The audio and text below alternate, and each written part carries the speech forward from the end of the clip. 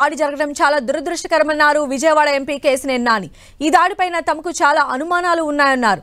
Chandrababu, Lokesh, bonda ఉమాలే CM Jagan పైన దాడి చేయించారని తమకు అనుమానం ఉందన్నారు. జగన్ పైన ప్రజలంతా ఆదరాభిమానాలు చూపుతున్నారని, అందుకే మళ్లీ ఓడిపోతామనే భయం టీడీపీకి పట్టుకుందన్నారు.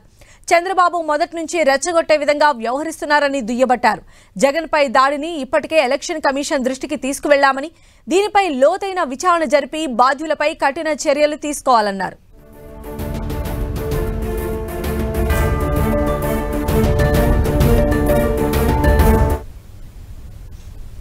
మొదటి నుంచి కూడా విభేదించారు.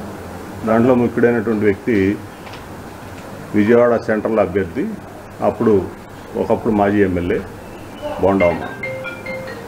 మీ అందరికి తెలుసు అతని యొక్క ప్రవర్తన కానీ, అతని యొక్క దురుసు ప్రవర్తన కానీ, అతని హిస్టరీ కానీ. అతను గుండా, అతను ఒక రౌడీ, అట్లాగే ఒక భూకబ్జా చేస్తాడు. ఈవెన్ స్వతంత్ర సమరయోధులకి భారత ప్రభుత్వం ఇచ్చినటువంటి భూములు కూడా వదిలిపెట్టినటువంటి వ్యక్తి అతను. అట్లాగే అతని కొడుకులిద్దరు, వాళ్ళిద్దరూ కూడా అనేక దౌర్జన్యాలు, అనేక రౌడీలను పాల్పడినటువంటి విషయాలు కూడా ప్రజలందరికీ తెలుసు. అట్లా నిన్న జరిగినటువంటి సంఘటనలో మాకు చాలా అనుమానాలు ఉన్నాయి.